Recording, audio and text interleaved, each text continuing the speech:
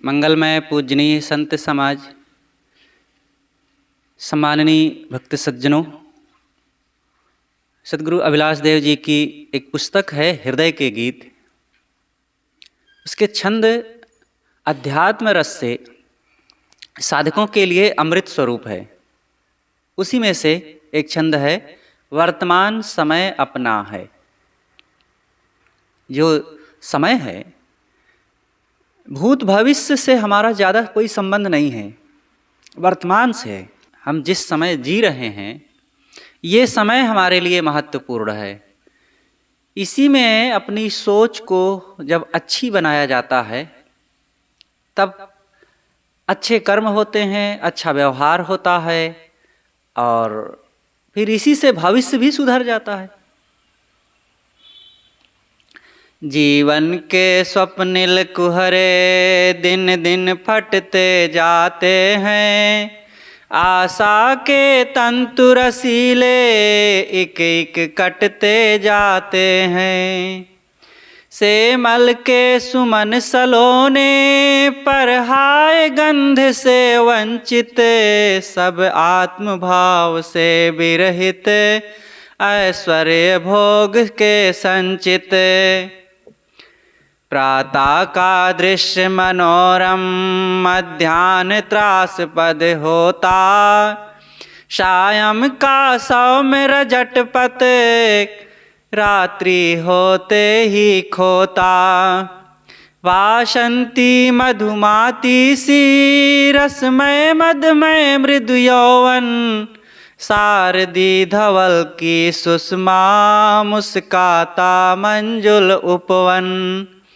सम्मान प्रसिद्धि प्रतिष्ठा मोहक दृश्यों का संगम, सब हैं क्षण भंगुर दिखते अस्थावर हो या जंगम। सब हैं धरती से आते और धरती में ही जाते, हम व्यर्थ मोह में फंसकर चंचलता में दुख पाते। सारी वस्तुएं जगत की दोहरी परतों वाली हैं, जो एक क्षण सुखमय दिखती दूसरे ही क्षण खाली हैं। जितने संबंध जगत के वस्तुता सभी झूठे हैं, छूटेंगे सब क्षण पल में जैसे अब तक छूटे हैं। कुछ भी मानना हमारा या मोह नींद सोना है, इससे भी अधिक भयंकर अज्ञान कहीं होना है। तुम हो सर्वदा अकेले वैसी स्थिति अपनाओ, सबके दृष्टा बन करके सबसे असंग हो जाओ। जो कुछ दिखता सपना है, अपने से उपरत होकर अपना स्वरूप जपना है। जपना भी तब तक ही है जब तक मन का बहना है। मन हो निर्बीज समाधि, बस अपने में रहना है। अवशेष काम युग युग के इस जीवन में करना है, सारे भव के बंधन से सम्यक प्रकार तरना है। जो बीत गया मुर्दा है, आने वाला सपना है, जिसमें हम बंधन काटें वर्तमान समय अपना है। जिसमें हम बंधन काटें वर्तमान समय अपना है। जीवन के स्वप्निल कोहरे दिन दिन फटते जाते हैं। स्वप्निल, स्वप्निल का मतलब होता है स्वप्नमय। स्वप्न कैसा होता है? क्षणभंगुर, अभी दिखता है और थोड़ी देर में समाप्त। सोते समय जब स्वप्न देखते हैं तो सच लगता है, और जैसे नींद खुली, आँख खुली, सारा सपने का मिला हुआ धन ऐश्वर्य और हानि लाभ सब गायब। स्वप्न तो स्वप्न है, उसमें कोई सच्चाई नहीं होती है। हाँ, और वो सब हमारे ही जागृति के संस्कारों का टूटा हुआ रूप होता है, विभिन्न घटनाओं का संगम होता है। जो कुछ हम सोचते हैं, देखते हैं, जानते हैं, खाते हैं, जिससे मिलते जुलते हैं, और जो कुछ हानि लाभ हम महसूस करते हैं, उन्हीं में से कुछ कुछ यहाँ से वहाँ से, वहाँ से वहाँ से, ये स्वप्नों के संस्कार उसी में जुड़ते जाते हैं। और वही रात में दिखता है तो ऐसा लगता है कि सच है, लेकिन कुछ सच नहीं है। सपना एकदम समाप्त हो जाता है। सपने में चोरों द्वारा लूटे गए, डाकुओं द्वारा पीटे गए और मान सम्मान पाए, और जागे तो कुछ नहीं, कुछ नहीं होता है। ऐसे ही ये जीवन के स्वप्न चल रहे हैं। आज जीवन में घर मिला, धन मिला, बाल बच्चे मिले, परिवार मिला, मान सम्मान मिला, बड़ी बड़ी हानि हुई, लाभ हुआ, और आज ही अभी सांस टूट जाए तो फिर क्या रह जाएगा? सब खत्म। ये सब जीवन का भी एक स्वप्न चल रहा है। कैसा चल रहा है? कोहरा जैसा। कोहरा, जमीन पर पानी के कण ऊपर उठ जाना। मौसम में इतनी आर्द्रता आ जाती है, गर्मी इतनी शुष्क हो जाती, समाप्त हो जाती है कि जमीन का पानी वो वाष्प बन करके ऊपर उठ जाता है। पानी के कण बारीक बारीक, उसे कोहरा कहते हैं। और उस कोहरा का हमसे क्या संबंध है? कोहरा कितना देर रहता है? हवा का झोंका लगते ही समाप्त। इन दिनों भी कोहरा पड़ता है, लेकिन गर्मी के कारण, मौसम की, वातावरण की गर्मी के कारण वो जल जाता है, पता नहीं चलता है। ठंडी के दिनों में पता चलता है। तो ये सब जैसे हवा का झोंका लगते ही समाप्त हो जाता है। सदगुरु कबीर ने कहा है, ज्यों बादर की छाही हो, जैसे बदलों की छाया हवा के झोंका लगते ही छिन्न भिन्न हो जाते हैं, ऐसे संसार की समस्त चीजें हैं जो मानी गई अपनी। पूर्व के कितने लोग आए जो धन, घर, बाल बच्चे, परिवार, पद, अधिकार सब कुछ पाए और चले गए यहाँ से। उनका क्या है? राजा महाराजा आए, उनका राजकाज रहा, चले गए यहाँ से, क्या रहा उनका? हम भी तो अपने कुछ क्षेत्र के राजा हैं, चाहे अपने घर के हों, और चाहे अपने गांव के हों, और चाहे अपने ही मन के हों, लेकिन सारा राज खत्म हो जाता है कि नहीं? आशा के तंतु रसीले इक इक कटते जाते हैं। ये आशाओं का जो पुलाव हम बनाते हैं, या मन की कल्पनाओं का महल बनाते हैं, और वो सब ढहता जाता है। एक नौजवान कल्पना करता है कि मैं ऐसे पढ़ूंगा, ऐसी नौकरी करूंगा, ऐसे शादी होगी, ऐसे बाल बच्चे होंगे, और ऐसे व्यापार करूंगा, ऐसे धन कमाऊंगा, ऐसे मकान बनाऊंगा, ऐसे आनंद से रहूंगा, और सब कब खत्म हो जाता है पता ही नहीं। सेमल के सुमन सलोने परहाय गंध से वंचित, सब आत्मभाव से विरहित ऐश्वर्य भोग के संचित। सदगुरु कहते हैं, सेमल के फूल सलोने परहाय गंध से वंचित। सेमल का फूल बड़ा सुगंध उसमें तो होती नहीं, लेकिन लाल लाल फूलों से पूरा वृक्ष ढका हुआ होता है। बसंत ऋतु में, अभी जो पीछे समय बीत गया है, बसंत ऋतु थी, और इसमें सेमल के फूल खिलते हैं। पूरा पेड़ लाल लाल फूलों से ढक जाता है। इतना फूल हो जाते हैं कि जितनी पत्तियां नहीं होती। लेकिन इतना सब फूल होते हुए भी परहाय गंध से वंचित, उसमें कोई सुगंध नहीं होती है। दिखने में बड़ा मोहक, बड़ा सुहाना दृश्य, लेकिन कोई सुगंध नहीं।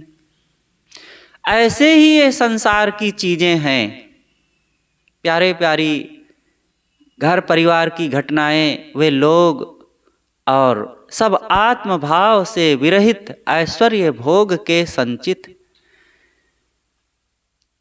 सेमल का फूल कितना सुंदर लगता है और प्यारा प्यारा दिखता है, लेकिन आत्मभाव से विरहित। आत्मभाव वहाँ नहीं है, मेरा अपना कुछ नहीं है। जिन जिन चीज़ों को अपना माना जा रहा है, बड़ा वहाँ सुख लगता है, बड़ा आनंद की अनुभूति होती है, ऐसा लगता है कि ये सब अब ऐसे बना रहेगा, लेकिन कहाँ बना रहता है, सब बदल जाता है, सब छूट जाता है। सब आत्मभाव से विरहित ऐश्वर्य भोग के संचित। भोगों के ऐश्वर्यों को चाहे जितना इकट्ठा कर लो, सब वैसा ही है। आगे बताते हैं साहब, प्रातः का दृश्य मनोरम, मध्याह्न त्रासपद होता। बदल जाता है।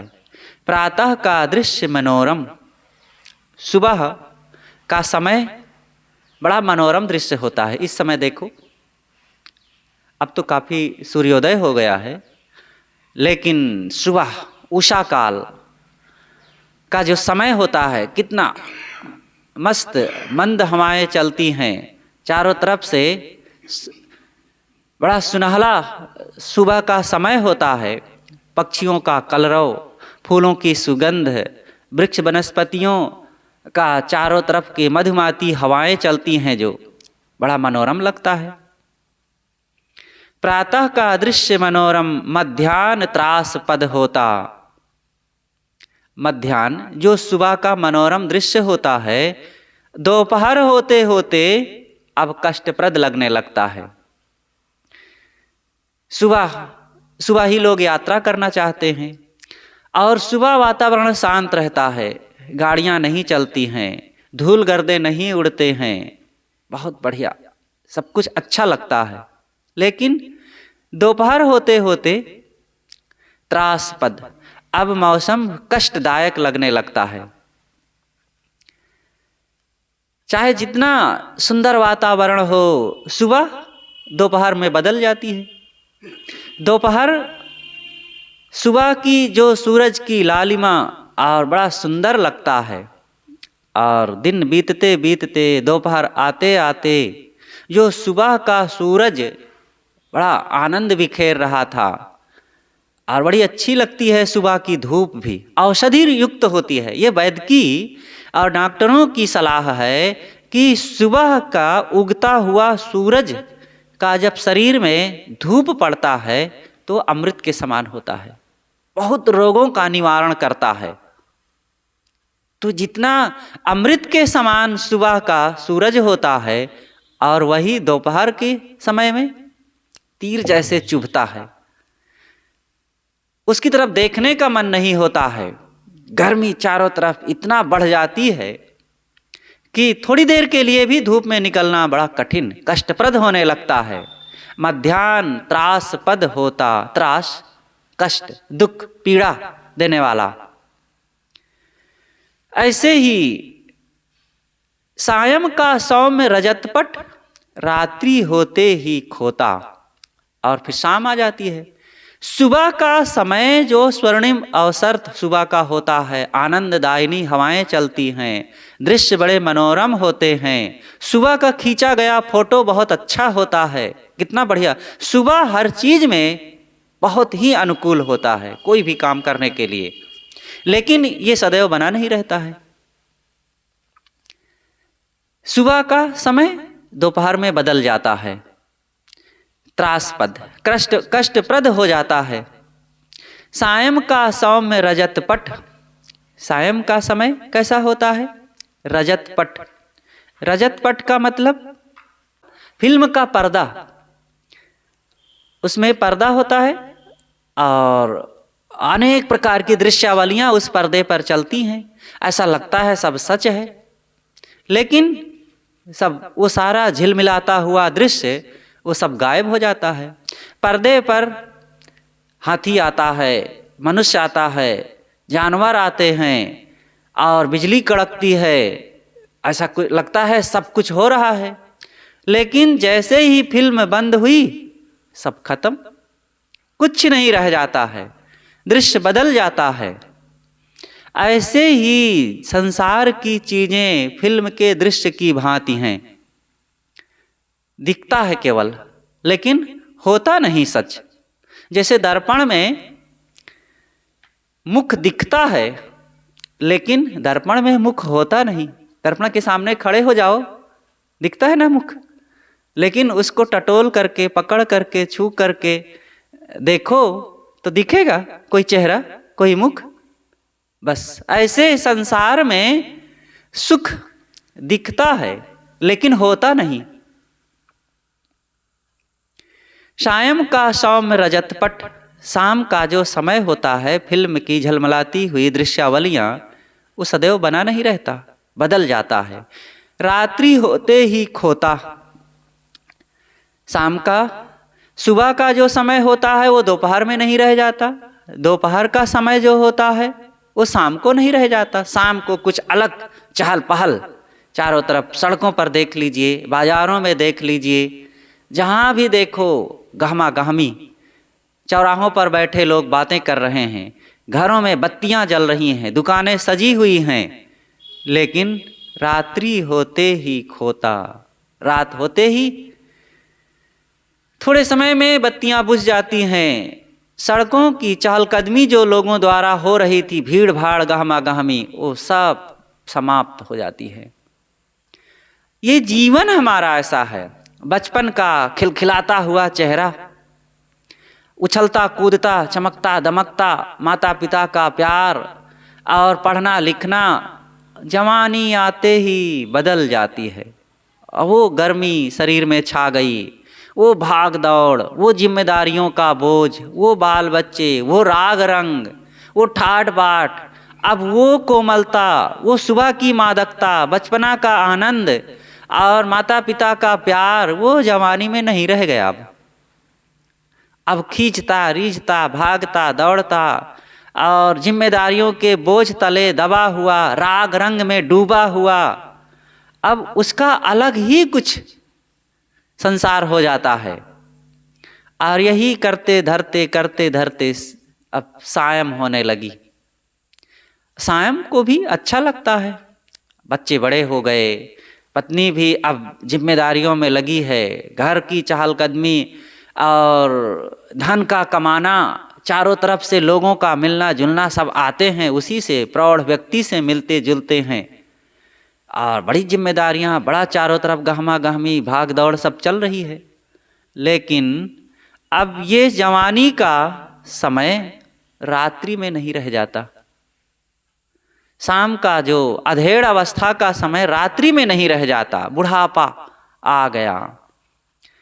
अब वो बूढ़ा बैठा है एक किनारे सिमटा हुआ, अब कोई बाहर से भी आता है तो जवान व्यक्ति से, जवान बेटे से मिलता है।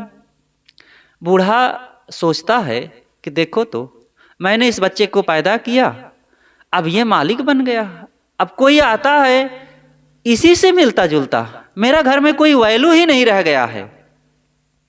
और मैंने इस घर को बनाया, सब कुछ किया, अब आज इसी घर में सिमटा हुआ हूं। ऐसे होता है। बच्चे भी अब जिम्मेदार हो गए हैं, सारा कार्यभार वे संभाल रहे हैं। तो जो कार्य व्यवहार करता है, लोगों से संपर्क करता है और जिम्मेदारियां उठाता है, उसी से आए गए लोग भी तो मिलेंगे। अब बूढ़ा रिटायर्ड हो गया है, एक किनारे है, कोई जिम्मेदारी नहीं, तो उससे अब कौन क्या बात करेगा। लेकिन उसके मन में लगता है, यही है कि तन के वृद्ध भय कहा भव बौरे, मनुआ अजहूं बारो हो। शरीर बूढ़ा होने से क्या हुआ, मन अभी भी चंचल है, जवान बना हुआ है, अभी भी तमाम ठाट बाट राग रंग का सुख लेना चाहता है।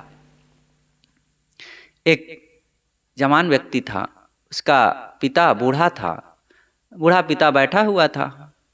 जवान व्यक्ति के पास, उस बेटे के पास एक बाहरी व्यक्ति आया, कुछ बात पूछा और चला गया। बूढ़े ने अपने बेटे से पूछा, बेटा जो आया था व्यक्ति क्या कहा? तो थोड़ा सा 2 शब्द में कुछ बोला लेकिन बूढ़ा समझ नहीं पाया, सुन नहीं पाया। क्या कहा बेटा? तो बेटा झल्ला गया और कहता है जब अंधे बहरे हो गए हो, दिखाई सुनाई नहीं पड़ता है, तो चुपचाप बैठे क्यों नहीं रहते एक किनारे? ये बेकार में टें टें करते रहते हो। देखो, जो बच्चा कभी बच्चा था और वो बाप कभी जवान था, वो पिता डांट देता था और बच्चा दुबक जाता था, चुप हो जाता था। आज वही बच्चा, वो बेटा डांट देता है पिता को और पिता चुप हो गया, पिता डर गया, सहम गया। तब वो कहता है कि बेटा, जब तू बच्चा था, मेरी गोद में रहता था, मैं जवान था, तो दरवाजे पर बैठा हुआ एक कौवा को, एक कुत्ता को देख करके तू कई बार पूछता था ये क्या है, ये क्या है। अब मैं अनेक बार बड़े प्यार से बताता था कि ये कौवा है, ये कुत्ता है। तू फिर बार बार पूछता था। मैं 50 बार बताने में भी कोई संकोच नहीं करता था, कोई कोताही नहीं करता था, वैसे ही प्यार और उत्साह से बताता था। आज एक बार व्यक्ति कौन आया, क्या कहा, इतना पूछने पर ही तुम झल्ला गए, अंधा बहरा सब कुछ कहने लग गए। इतनी बात सुनते ही लड़के को बड़ी पीड़ा हुई कि मैंने क्या कर डाला। ऐसा ही होता है, समय बदल जाता है। जवानी की तरह बचपने में, बुढ़ापा में आशा ना लगाए रखो कि ऐसे ही रहेगा। धार अभी बाकी है, पार अभी बाकी है, यहाँ भव सिंधु का मझधार अभी बाकी है, अभी मझधार बाकी है। इसलिए मन में कोई अहम नहीं होना चाहिए। बेकार में ये प्राप्त चीजों की गर्मी मन में छाई ना रहे। आगे के समय को सुखद कैसे हम बना सकें, इसकी तैयारी होनी चाहिए। सब पकड़ को त्यागते चलो, मेरा कुछ नहीं, मेरा कोई नहीं, इस बात को भी समझते चलें। बासंती मधुवाती सी रसमय मृदुमय, रसमय मदमय मृदु यौवन। बासंती मधुमाती सी, बसंत ऋतु आता है और बसंत ऋतु की हवाएं, उस समय का आनंद, उस समय का वातावरण, चारों तरफ प्रकृति में एक नई उमंग, नया उत्साह आ जाता है, नया रंग आ जाता है, नया वातावरण आ जाता है। मधुमाती, चारों तरफ ऐसा लगता है कि मधु वर्षा हो रही है। आम की मंजरियां आ जाती हैं। जब आम की मंजरियां आती हैं, आम में बौर लगते हैं, तो देखो इतना मधुमक्खियों का वहाँ पर गुंजान होता है और रस टपकता है। महुआ उसी समय गिरता है। जिस बगीचे से गुजर जाओ उधर का सुगंध ही कुछ अलग हो जाती है। ऐसे ही फसलें तैयार होती हैं, कटाई होती है और अनेक प्रकार का प्रकृति में बहुत बदलाव आता है। रसमय मदमय मृदु यौवन, ऐसे ही रस भरी जवानी और मादकता और मोहक चेहरा और सब कुछ आनंद उल्लास।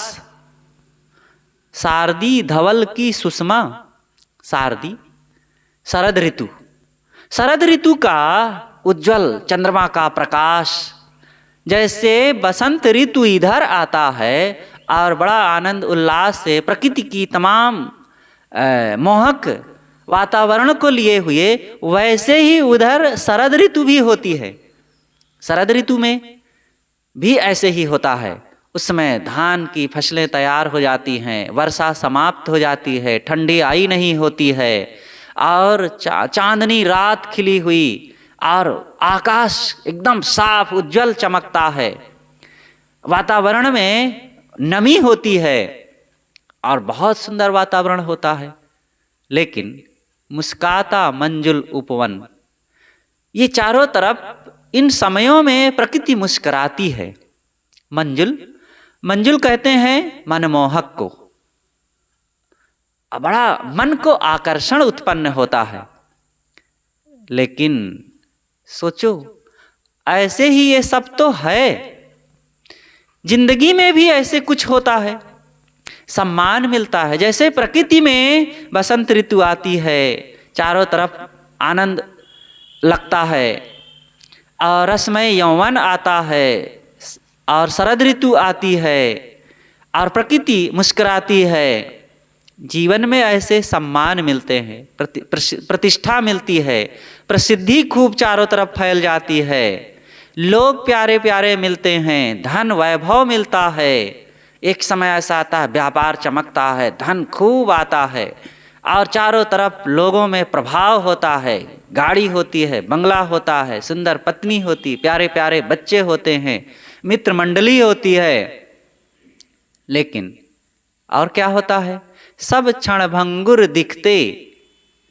ये सब हैं क्षण भंगुर दिखते। इन सब में कितना दम है?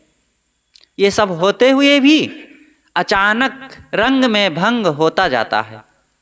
कहीं किसी का एक्सीडेंट हो जाता है, किसी की बीमारी बढ़ जाती है, किसी की मृत्यु आ जाती है, कोई बाल बच्चे चाल कुचाल चल देते हैं, धन की हानि हो जाती है, व्यापार बैठ जाता है और सब कुछ बदल जाता है और आनंद में दुख आ जाता है।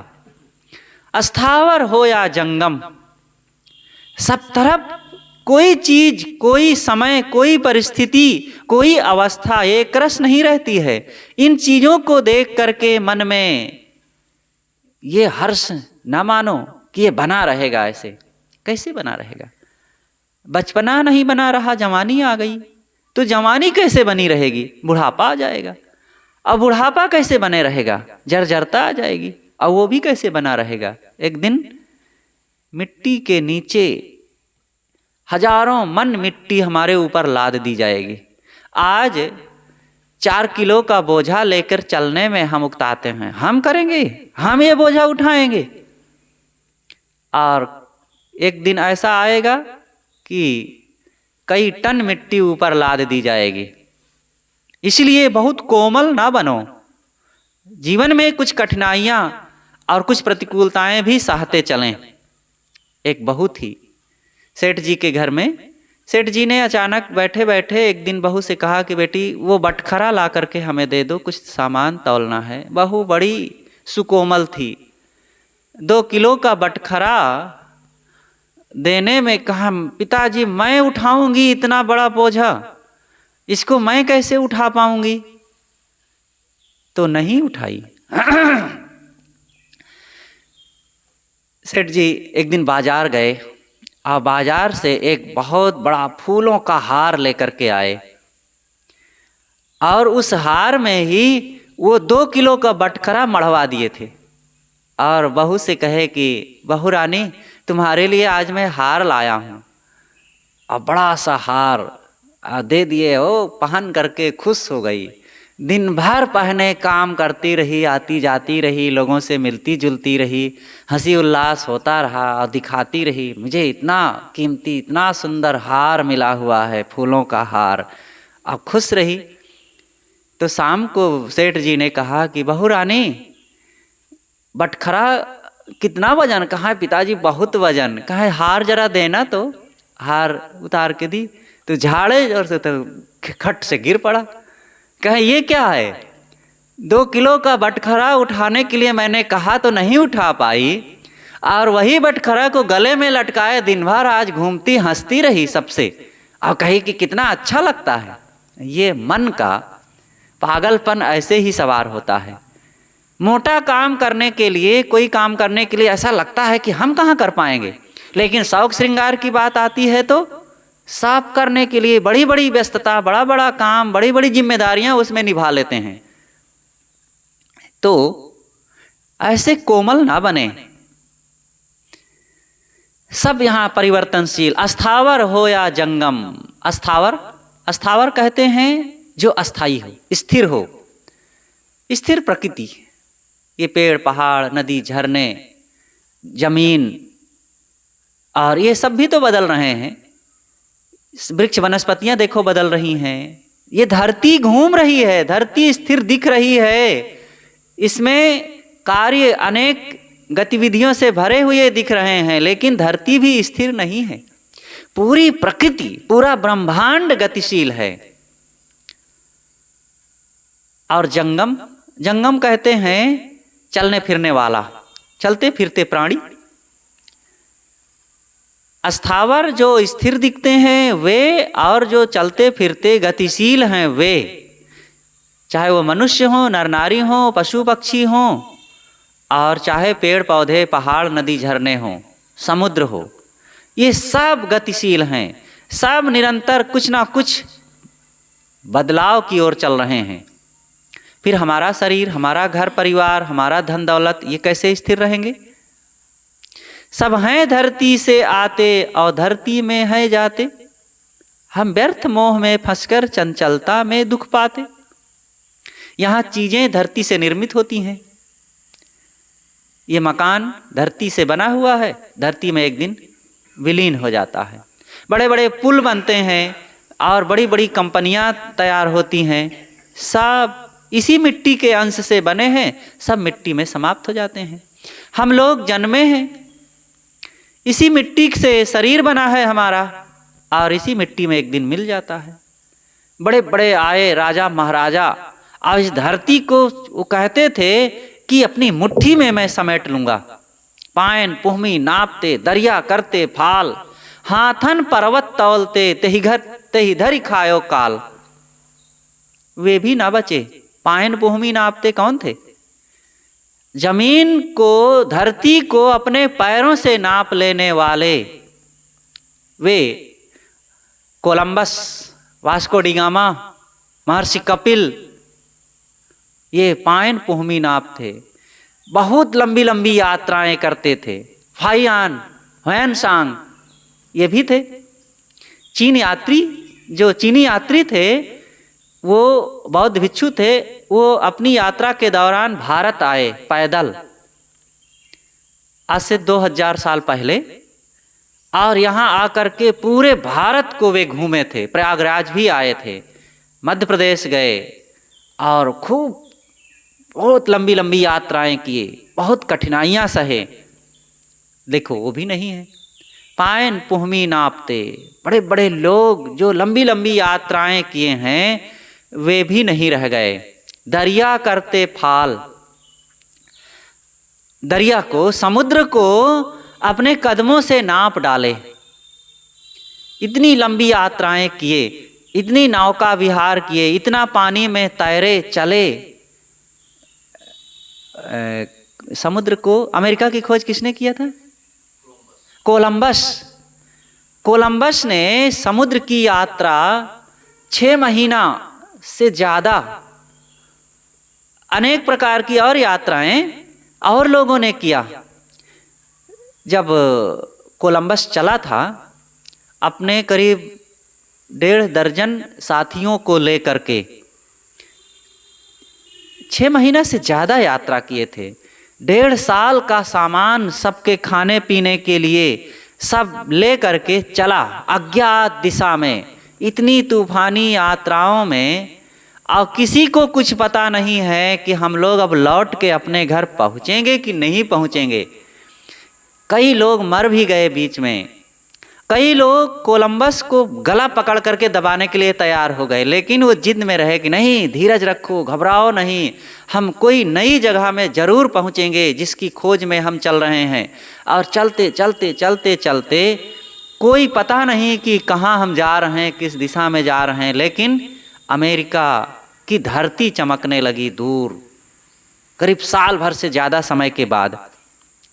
और जब पहुँचे तो एकदम खिल उठा कोलंबस का चेहरा, और एकदम नाचने लगे जहाज पर, नाव पर ही, और साथ ही लोगों को बड़ा आश्वासन मिला। और फिर वहाँ पहुँचे, फिर वहाँ खाने पीने की चीज़ें मिली, तब थोड़ी सी सांत्वना मिली। बहुत महीनों के, वर्षों के बाद फिर वो वहाँ से लौट करके आए, तब फिर अमेरिका की यात्रा शुरू हुई। ऐसे ऐसे लोग भी हुए, लेकिन देखो आज वे नहीं हैं। दरिया करते फाल, पायन पुहमी नापते, दरिया करते फाल, हाथन पर्वत तौलते, हाथों से पर्वतों को तौल लेने वाले। कौन पर्वत को तौलता है, लेकिन मतलब बहुत वजनदार, बड़ा बड़ा काम करने वाले। पर्वत को कौन तौला था? हनुमान जी।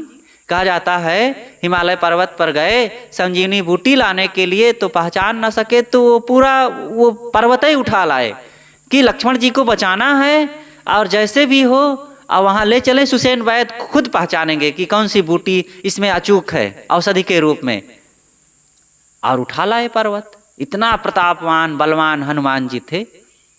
और रावण कैलाश पर्वत को उठा लिया था, और श्री कृष्ण जी महाराज गोवर्धन पर्वत को उठा लिए थे। लेकिन कोई है इनमें जो पर्वतों को उठा लेने वाले लोग हुए? आज नहीं है कोई। हाथन पर्वत तौलते ते ही धरी खायो काल, उनको भी काल ने नहीं छोड़ा। हम कौन होते हैं जो यहां बैठे रहेंगे? इसलिए प्राप्त चीजों, प्राणी पदार्थ और परिस्थितियों में अहम नहीं होना चाहिए। हम व्यर्थ में मोह में फंसकर चंचलता और दुख को ही कमाते रहते हैं।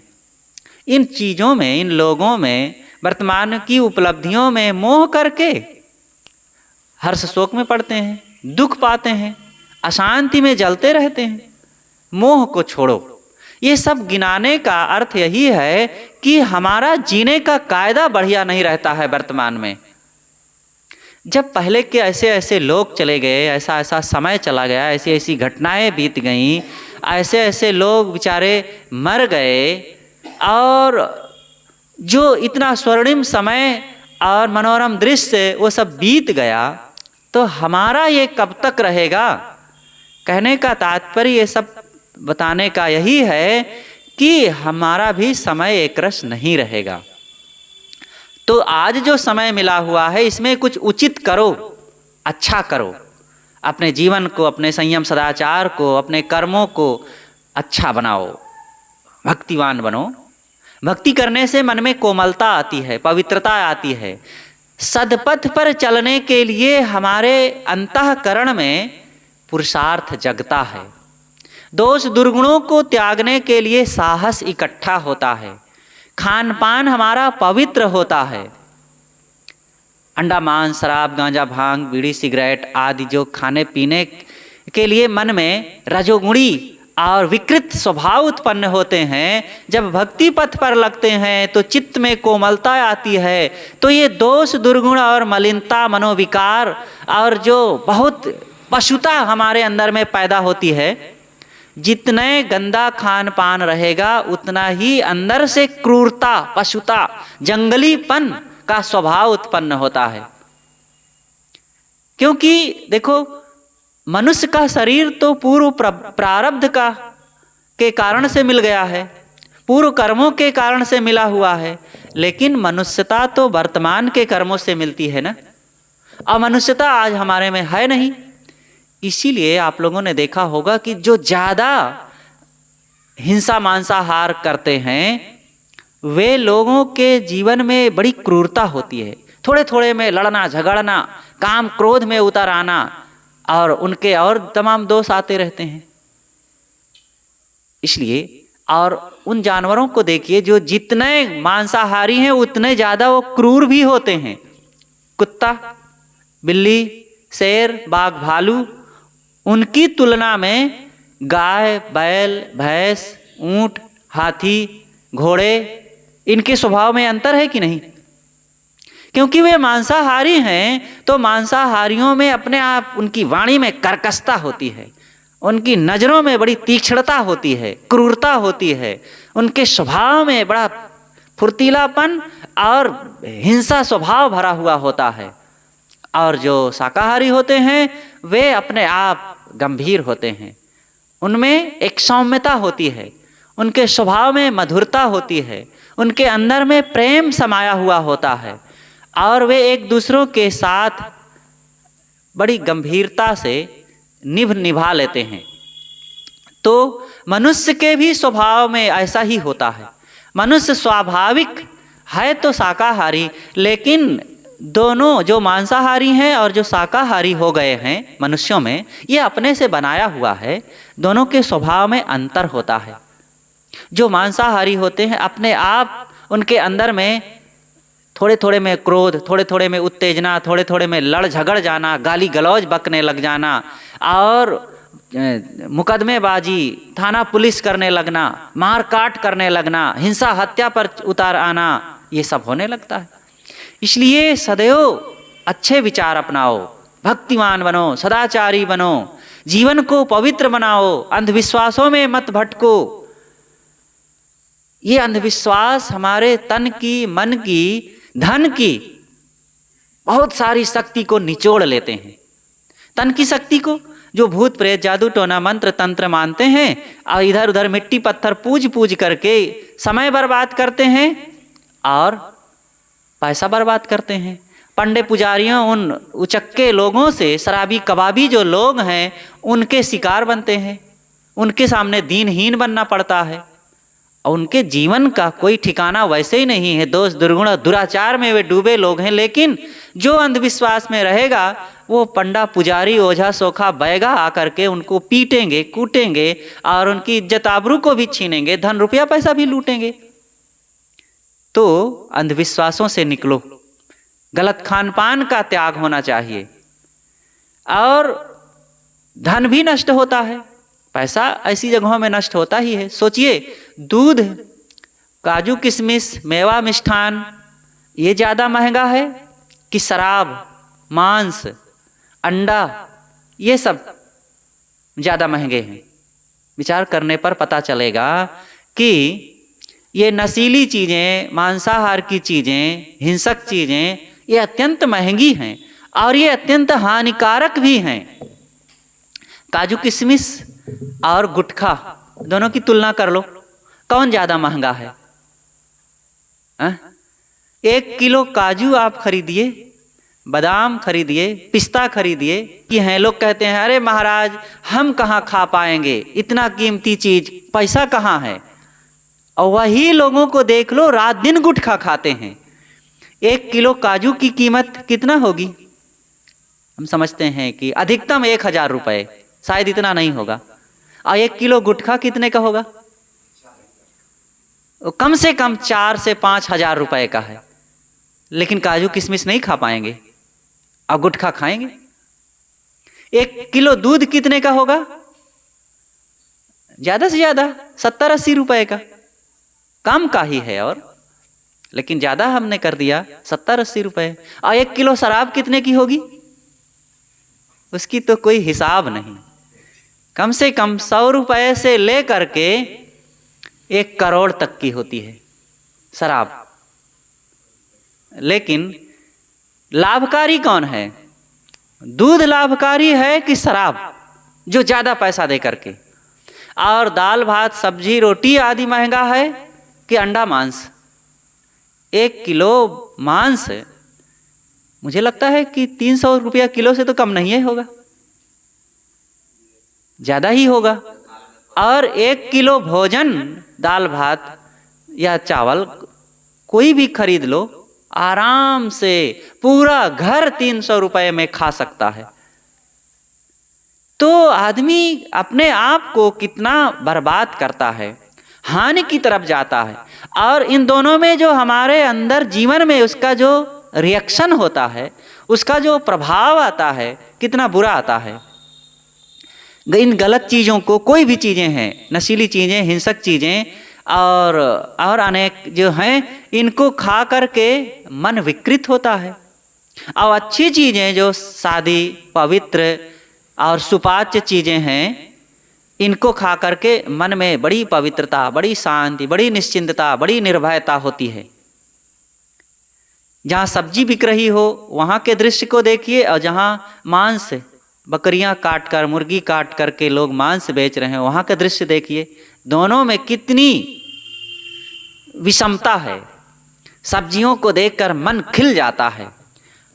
और जहाँ मांस बिकता है, अभी हम नेपाल जा रहे थे 1-2 महीना पहले, तो ट्रेन से उतरे और जैसे ही बाहर गए जयनगर में, वहीं पर मांस की दुकानें थी। इतना बजबजाता हुआ, भनभनाती हुई मक्खियाँ और गंदगी फैला हुआ देख करके बिक नहीं रहा था। उस समय दुकानें बंद थी, लेकिन वो दृश्य पता चल रहा था कि 1 सेकंड के लिए खड़ा होना मुश्किल हो गया, क्योंकि वहीं से गाड़ी लेना था हम लोगों को।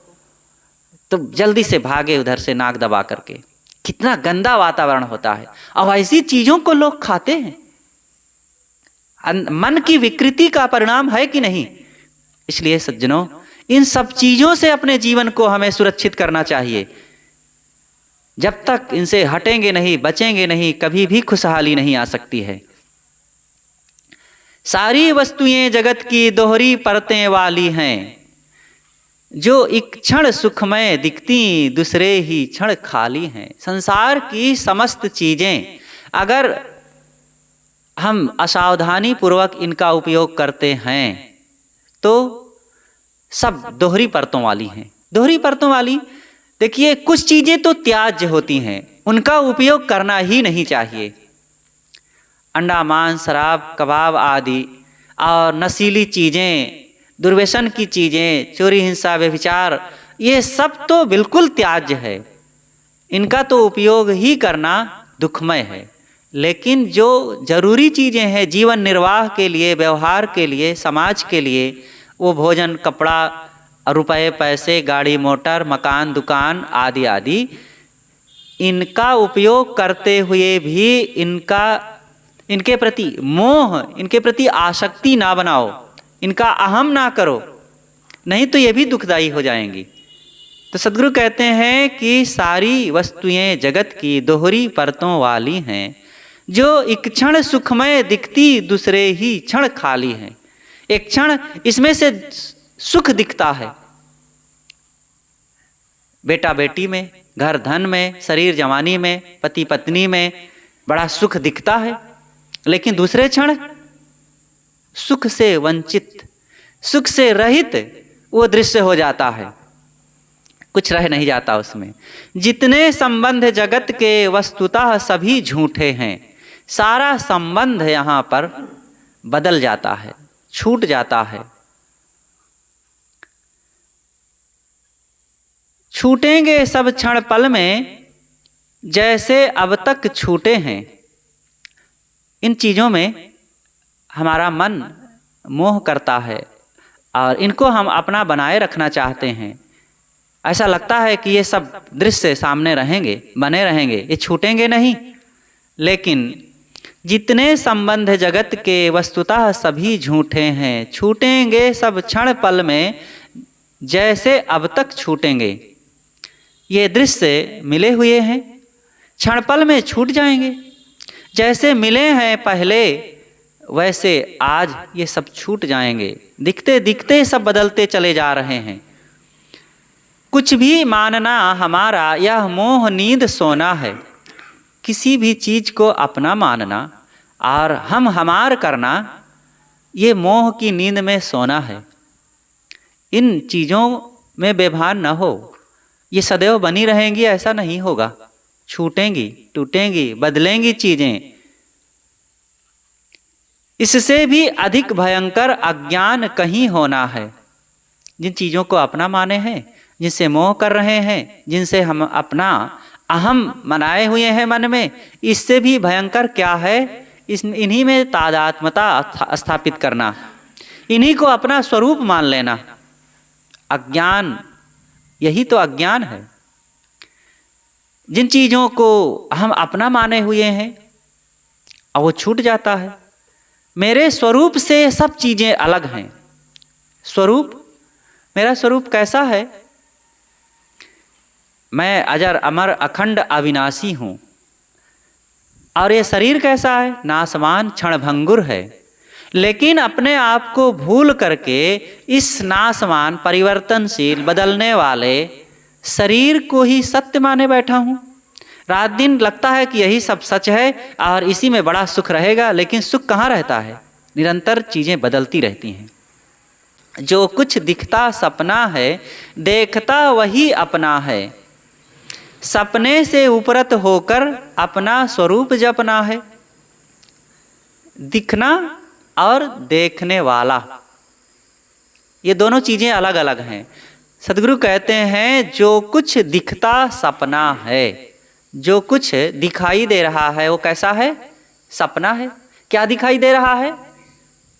ये दृश्य, ये लोग, ये नर नारी, ये चीज़ें, ये मौसम और इन नर नारियों और इन चीज़ों की तमाम विभिन्नता एक साथ दिखते हैं।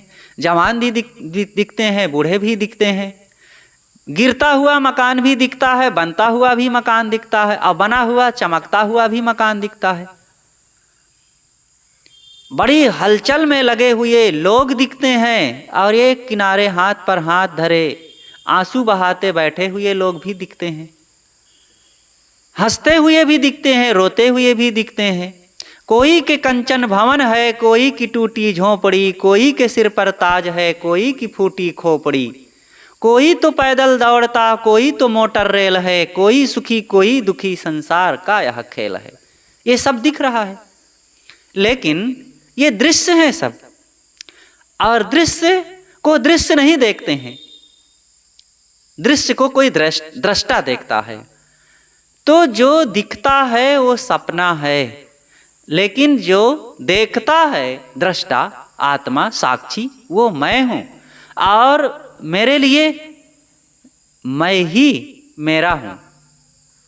मेरे लिए और क्या सच हो सकता है? सभी भक्त सज्जन भी इस पर विचार करें कि दिखता क्या है और देखता कौन है, क्या और कौन में अंतर है।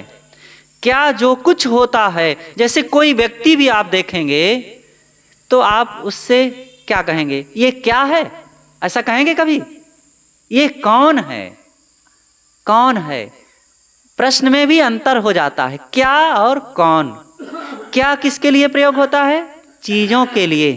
कौन किसके लिए प्रयोग होगा? मनुष्यों के लिए, प्राणियों के लिए कह सकते हैं। तो इससे पता चलता है कि क्या जिसके लिए प्रयोग हुआ है वो सब जड़ हैं। वो चाहे सोना चांदी हो, हीरा मोती हो, मकान हो, पेड़ पौधे, जंगल पर्वत हो, जिसको हम नहीं जानते हैं उसके लिए प्रयोग होगा क्या। ये क्या है? ये सोना है कि हीरा है? ये क्या है? ये नदी है कि पहाड़ है? ये क्या है? ये अनाज है कि चावल है? ये मकान है कि दुकान है? ये क्या शब्द का प्रयोग होगा वहाँ? और कौन का प्रयोग क्या क्या होगा, कहाँ होगा? प्राणियों के लिए। ये कौन है? ये रमेश है कि सुरेश है कि दिनेश है कि महेश है? ये गणेश है कि माधव है? ये स्त्री है कि पुरुष है? कौन कौन है? ये कौन है? ये बैल है कि गाय है कि घोड़ा है? ये कौन है? यही तो होगा ना। तो कौन कहता है प्राणियों के बारे में? तो जड़ और चेतन, यहाँ पर जड़ और चेतन का विभाजन हो रहा है। हम अपने ही शब्दों का अगर विचार करें तो जड़ चेतन का बोध होने लग जाएगा। तो सद्गुरु यहाँ कहते हैं कि जो दिखता है वो सपना है, और जो देखता है वही अपना है। देखता कौन है? चेतन। चेतन कौन है? वो मैं हूं, मैं ही तो देख रहा हूं। दृष्टा और दृश्य। दृष्टा दृश्यों को देखता है, दृश्य कभी ना दृश्य को देखता है ना दृष्टा को देखता है। ये देखो, ये खंभा सामने है, ये खंभा ना दूसरे खंभों रूपी दृश्यों को देखता है, और ना हम आप सब लोग दृष्टा प्राणियों को देखता है। लेकिन हम आप एक दूसरे को भी देखते हैं, और ये खंभे और अनेक चीजों को भी देखते हैं। यही दृष्टा और दृश्य में अंतर है। तो हम कौन है? दृश्य हैं कि दृष्टा? दृष्टा। ये हर इस इंसान को समझना चाहिए कि मैं आत्मा हूं। आत्मा ही तो दृष्टा है, आत्मा ही तो बोधा है, मनता है, साक्षी है, ज्ञाता है। तो इन चीजों को सत्संग में समझा जा सकता है। इससे भी अधिक भयंकर अज्ञान कहीं होना है। ये मेरा जो चीजें हैं वो दृश्य हैं और मैं दृष्टा हूं। लेकिन इससे भी खतरनाक एक बात और है, अपने आप को भूल जाना। मैं कौन हूं इसी का अज्ञान बने रहना। संसार में सबसे बड़ा ज्ञान क्या है? कंप्यूटर का ज्ञान, गाड़ी मोटर चलाने का ज्ञान, बनाने का ज्ञान, पढ़ने लिखने का ज्ञान, ग्रंथ लिखने का ज्ञान, और बड़े बड़े मशीनों को बनाने का ज्ञान, मकान बनाने का ज्ञान। बहुत ज्ञान है, अगणित ज्ञान है। लेकिन सबसे बड़ा ज्ञान है आत्मज्ञान। सारे ज्ञान को जान लेने के बाद भी आपका दुख नहीं मिटेगा। काम क्रोध लोभ मोह भय चिंता शोक में जलते ही रहना होगा। लेकिन आत्मज्ञान हो जाने के बाद दुख मिट जाता है। इसलिए श्रेष्ठ ज्ञान है आत्मज्ञान। इसलिए उस आत्मज्ञान को पहचानो, और वो आत्मज्ञान सत्संग में होता है, संतों के निकट जाकर के होता है। तो सद्गुरु यहाँ कहते हैं कि सबसे बड़ा भयंकर है अज्ञान कहीं होना है, मतलब अपने आप को भूल जाना, ये सबसे बड़ा भयंकर है। तुम हो सर्वदा अकेले वैसी स्थिति अपनाओ, सबके दृष्टा बन करके सबसे असंग हो जाओ। इसलिए हे साधक, तुम सर्वदा अकेले हो, अपने अकेलेपन को पहचानो। जीव अकेला है, आए हैं तो अकेले आए, आज जी रहे हैं तो अकेले तो जी रहे हैं। अपने कर्मों का सुख दुख हानि लाभ रोग व्याधि दर्द पीड़ा जो कुछ भोग रहे हैं अकेले ही तो भोग रहे हैं। जाएंगे भी तो अकेले ही तो जाएंगे, कोई साथ में नहीं जाएगा। भाई बंधु माता पिता पति पत्नी संगी साथी कोई साथ में आया है, कोई साथ में जाएगा। और आज भी साथ में कोई है, साथ अगल बगल भीड़ होते हुए भी भीड़ आदमी की है, आदमी अकेला है। दर्द पीड़ा अपने अकेले ही तो सहेंगे, मन की सोच अकेले ही तो उत्पन्न होगी। इसलिए तुम सदैव अकेले हो, अपने इस अकेलेपन को समझ करके उसकी गरिमा को बढ़ाओ, वैसी स्थिति अपनाओ, सबके दृष्टा बन करके सबसे असंग हो जाओ, सबको जान करके सबसे अलग रहो, कहीं आसक्ति मोह ना बनाओ। ये मोह आसक्ति है तो उसमें सटना है, और सट करके भी कोई सट नहीं सकता है, किसी से जुड़ करके भी हम नहीं जुड़ सकते हैं। लेकिन ना जुड़ते हुए चित्त को जोड़ देते हैं, इसलिए दुख पाते हैं। तभी तक व्यक्ति जपता है जब तक मोह माया में बहता रहता है। इसलिए मोह माया में बहुत बहो मत, मन को निर्बीज बनाओ, समाधि में लगाओ और अपने आप को असंग बनाओ। असंग हैं आप, असंगो अयम पुरुषः, ये चेतन पुरुष असंग है, लेकिन मन को संगी बना रखा है। हम किसके संगी हैं? कौन हमारे साथ सदा बना रह सकता है और हम किसके साथ सदैव बने रह सकते हैं? कोई नहीं, कोई नहीं साथी तुम्हार, जीव सब मन के बिके हैं। अब विशाल देव ने और भी कहा है, मिले गुरु संगी तजब मन मानी। अगर संगी बनाना ही है तो गुरु संतों को अपना संगी बनाओ, इससे मनमानीपन छूट जाएगा और जीवन में तमाम जो इच्छा कामना वासनाओं का दुख है वो समाप्त हो जाएगा। अवशेष काम युग युग के इस जीवन में करना है, सारे भव के बंधन से सम्यक प्रकार तरना है। ये जीवन भर का युगों युगों का अनादिकाल से भटकता हुआ ये जीव सब कुछ किया, खूब धन भी कमाया, घर भी बनाया, पत्नी भी पाया, पति भी पाया, बाल बच्चे भी पाए, एक नहीं हजारों पाए, और अनेक गांव नगर शहर बाजार पाए, रोग पाए तो स्वास्थ्य भी पाए, सब कुछ पाए, लेकिन अब तक पाया नहीं तो क्या क्या नहीं पाया? अपने आप को नहीं पाया, अपने स्वरूप को नहीं समझा, अपने मन को निर्विषय नहीं बनाया, इसीलिए सब पाते हुए भी छूटता चला गया। पहले के लोग जो चले गए, हमारे पिता पितामह, वो भी तो पाए थे, बाल बच्चे पाए थे, घर धन पाए थे, बहुत कुछ बड़ी पूरी दुनिया पाए थे, अब सब छोड़ के चले गए। वो तीन गप्पी थे, आपस में चर्चा करने लग गए। तो एक कहता है कि अरे मेरे पिता जब यहाँ से गए थे तो 5 लाख की संपत्ति छोड़ के गए थे, जानते हो कितना उनके पास था। तो दूसरा कहता है अरे मेरे बाबा जब गए थे तो वो 15 लाख की संपत्ति छोड़ के गए थे, बहुत बड़े धनी थे। तो तीसरा कहता है बस इतना ही, अब मेरे पितामह बाबा जब गए थे तो पूरी दुनिया छोड़ के गए थे। किसके बाप या किसके दादा दुनिया की एक चीज को, एक कण को लेके जा सके हैं? सांप को पूरी दुनिया छोड़ के जाना है, तो फिर यहाँ किसमें अपने मन को जोड़ा जाए? बहुत, इसलिए अपने से जोड़ो। जो बीत गया मुर्दा है, आने वाला सपना है, जिसमें हम बंधन काटें, वर्तमान समय अपना है। सोचो, जो बीत गया, बचपना बीत गया। बचपना में या अब तक बीती हुई घटनाओं में कितने संगी साथी मिले, कितने हानि लाभ मिले, कितने मान अपमान मिले, कितने दृश्य मिले, कितने प्रेमी बैरी मिले और छूट गए। उनका मान सम्मान हमारे पास नहीं है, उन्होंने जो अपमान किया था वो नहीं है, और वो लोग भी नहीं हैं, जो हैं भी वो दूसरे रूप में हैं, वो चीज़ें, वो स्थान, वो दृश्य। तो जो बीत गया मुर्दा है, आने वाला सपना है। ख्वाबों में लोग जीते हैं, कल्पनाओं में जीते हैं, आगे ये करूँगा, वो करूँगा, वो करूँगा, सब सपना है जिसमें हम बंधन काटें। वर्तमान समय अपना है। वर्तमान में अपने मन को निर्बंध बनाने के लिए, निर्विषय बनाने के लिए, कल्याण कमाने के लिए, व्यवहार सुधारने के लिए और स्वभाव सुधारने के लिए ये समय ही हमारे लिए महत्वपूर्ण है। इसलिए वर्तमान में अपने सारे दोष दुर्गुणों को, बंधनों को, आसक्ति को मिटाओ। सत्संग में जाकर के सम्यक समाधि की चर्चा सुनो और सम्यक स्वभाव को अपनाओ और अपने कर्मों को सुधारो, जीवन को सुधारो। ये वर्तमान का समय ही उचित है। वर्तमान में ही, चाहे वो बुढ़ापा हो, जवानी हो, कोई भी अवस्था हो, इसी में अपने सारे कर्मों को बनाया जा सकता है। लेकिन इसी में बिगाड़ रहे हैं लोग, अब बिगाड़ करके पूरे भविष्य को, वर्तमान को बनाने का मतलब वर्तमान के साथ साथ भविष्य को भी बना लेना।